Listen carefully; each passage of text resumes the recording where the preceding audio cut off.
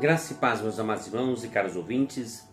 Este é mais um Palavra Viva aqui com o pastor Josivan. Eu sou pastor da Primeira Igreja Batista em Vila Ramos, aqui na Avenida Coronel Alves Rocha Filho, 390, na Zona Leste, capital de São Paulo.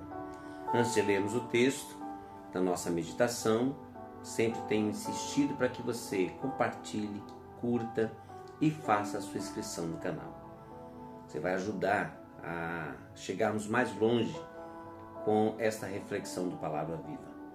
Quero ler com vocês apenas os primeiros versículos do capítulo 15 do Evangelho de Lucas. Mas o texto que eu quero tratar com vocês está em todo o capítulo 15. Então eu encorajo, se você tem uma Bíblia, a fazer a leitura do capítulo inteiro. Mas eu quero pegar só o começo para você entender o contexto onde Jesus estava inserido. Verso 1 e verso 2. Aproximaram-se de Jesus todos os publicanos e pecadores para o ouvir. E murmuravam os fariseus e os escribas, dizendo: Este recebe pecadores e come com eles. Verso 3 diz: Então lhes propôs Jesus esta parábola. Que parábola é esta? Ela é uma única parábola, mas com três histórias ocorrendo dentro da mesma parábola, que é a da ovelha perdida, da dracma perdida e do filho perdido, mais conhecido como filho pródigo. E aí ele começa a contar essa história dizendo o seguinte: um homem tinha 100 ovelhas e uma se perdeu. Qual de vocês não deixa as 99 no campo e vai buscar a ovelha perdida? E quando a encontra, coloca nos braços, traz ela de volta em segurança e se alegra e faz uma festa. E aí ele fala que nos céus há mais alegria por um pecador arrependido do que por 99 justos. Lembre-se que Jesus está falando num cenário em que tinha publicanos e pecadores que eram, vamos dizer assim, desprezados pelos religiosos, e os escribas e fariseus, que eram os mestres da lei, né? Então Jesus estava sendo condenado, porque estava comendo com pecadores. E aí ele coloca isso, que uma ovelha perdida fez com que o pastor fosse buscar. E aí ele traz essa mensagem que no céu, um pecador que é encontrado, há muito mais festa por ele se converter, por ele aceitar a Jesus, do que 99 justos, certo? Depois ele conta a história de uma mulher que tinha 10 dracmas, 10 moedas, e perde uma. E rapidamente ela vai à casa, ela acende a luz e ela procura, e quando ela acha, ela faz uma festa. A mesma coisa, Jesus faz uma aplicação dizendo que no céu os anjos vão se alegrar porque um pecador foi achado, foi encontrado. E por último ele propõe a ideia de um pai que tem 2 filhos. E o mais novo pede a sua herança, parte que lhe cabe.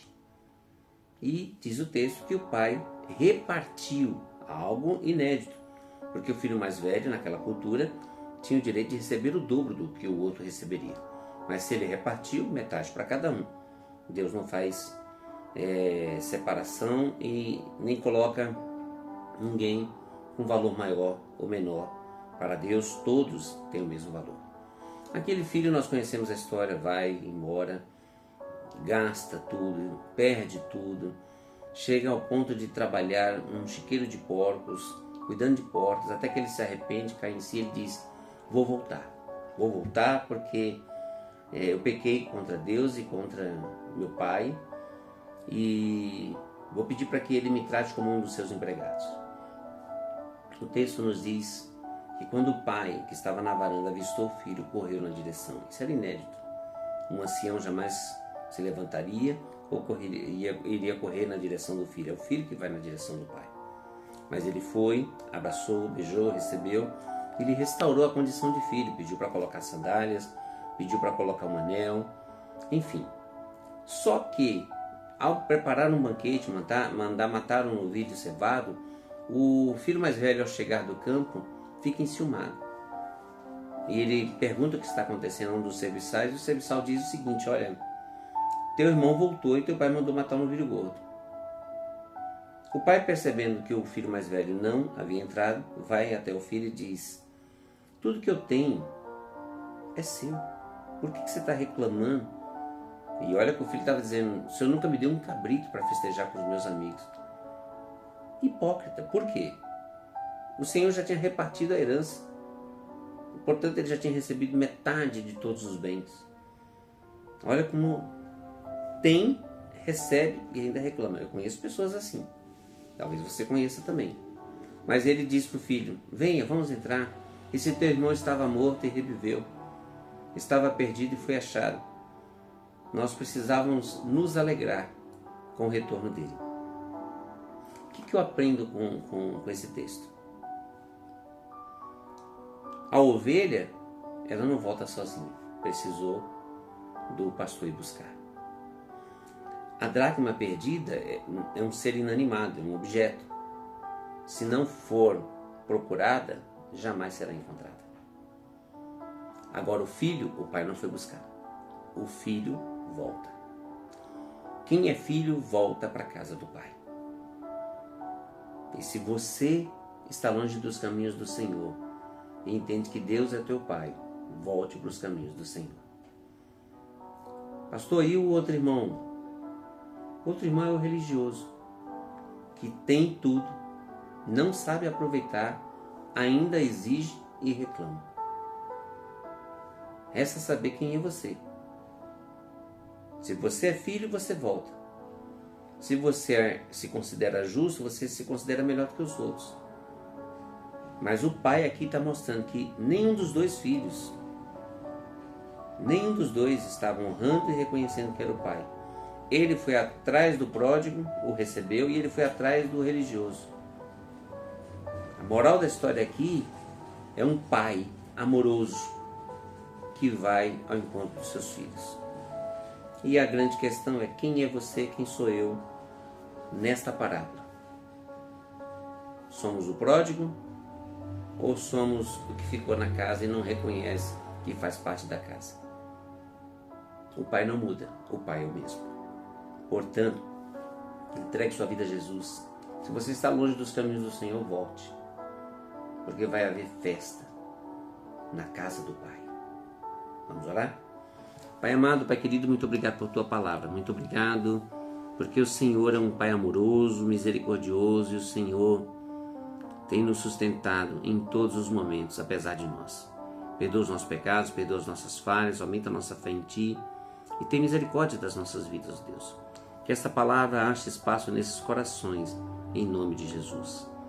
Pai de amor e de infinita bondade, eu te peço, ó Deus, nessa hora, por aqueles que estão passando por momentos de luta, de provação, questões ligadas à enfermidade, tem misericórdia. Sei com os que estão vivendo a dor do luto, te peço, ó Deus, em nome de Jesus, derrama o teu consolo, derrama o teu bálsamo, ó Deus, sobre esses corações, sustentando-os, ó Deus, nesse momento de separação. Pai de amor, visita o lar da viúva e do órfão. Te peço, ó Deus, por tua igreja espalhada na face da terra, e sempre que a família, que o casal estejam diante do Senhor, derrame, ó Deus, o seu favor sobre cada lar. É o que eu te peço em nome de Jesus. Amém. Meus amados, que o Senhor nos abençoe, que o Senhor os guarde, que o Senhor levante sobre vocês o rosto e lhes conceda a paz. Nunca se esqueça, Jesus te ama. Até o próximo Palavra Viva, querendo Deus.